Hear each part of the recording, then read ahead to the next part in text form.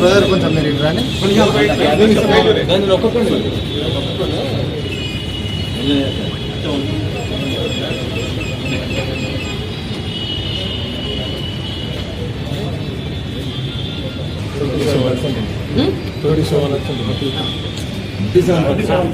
సరే తీయండి ఇదంతా తీసుకుంటాం.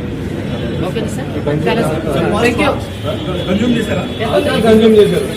పాజిటివ్ వాళ్ళు నెగిటివ్ చెప్పండి సార్. పాజిటివేనండి, ఆల్కహాల్ కన్జ్యూమ్ చేశారు అంటే డ్రైవింగ్ చేయడానికి ఎలిజిబుల్ అంతే సార్. ఇది చూడండి, ఇది కేవలం కూడా భయపెట్టే మభ్యపెట్టే ప్రయత్నాలు ఇవన్నీ కూడా సార్, ఇవన్నీ కూడా భయపెట్టి మభ్యపెట్టే ప్రయత్నాలు.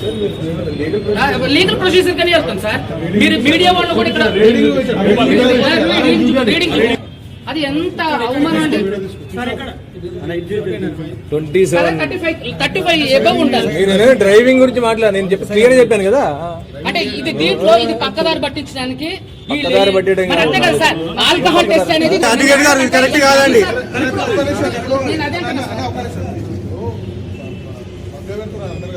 నేను చేస్తే ఇప్పుడు మళ్ళీ ఒకసారి బ్లడ్ శాంపిల్స్ తీసుకోండి. చేయలేదండి. ఏమండి రాత్రి చేసింది ఇది, ఇప్పుడు కాదు. నాకు స్మెల్ వచ్చింది, నాతో పాటు చాలా మంది. సార్ రాత్రి చేసిన దానికి ఇప్పుడు మీరు ఎట్లా చేస్తారు సార్? నన్ను బలవంతంగా ఎట్లా మీరు ఇప్పుడు నేను డ్రంక్ అండ్ డ్రైవ్ ఏమైనా చేసిన? నేను ఏమైనా బైక్ మీరు ఎందుకు మరి నాకు ఒక అడ్వకేట్ ని మీరు ఎందుకు ఆల్కహాల్ టెస్ట్ చేశారు? ఎందుకు చేశారు సార్? నేను చేయమలేదే. మీరు పట్టించి నా వెనకాల పోలీసులు పెట్టి మరి బాధితులు ఇప్పుడు తాగానన్నా నేను కూడా లీగల్ వెళ్తా సార్. నేను కూడా లీగల్ వెళ్తా. I'm advocate, I'm not a normal person. I know everything about in this society sir. మీరు నన్ను బెదిరించారు. ఇప్పుడు పోలీసులు సార్, మీడియా మిత్రులందరూ కూడా చూడండి, పోలీస్ సార్ వాళ్ళు నన్ను బలవంతంగా ఆల్కహాల్ టెస్ట్ చేశారు. నేను వెహికల్ చేస్తాను, నేను ఏమైనా వెహికల్ నడుపుతుంటే సార్ నన్ను ఆల్కహాల్ టెస్ట్ చేశారు.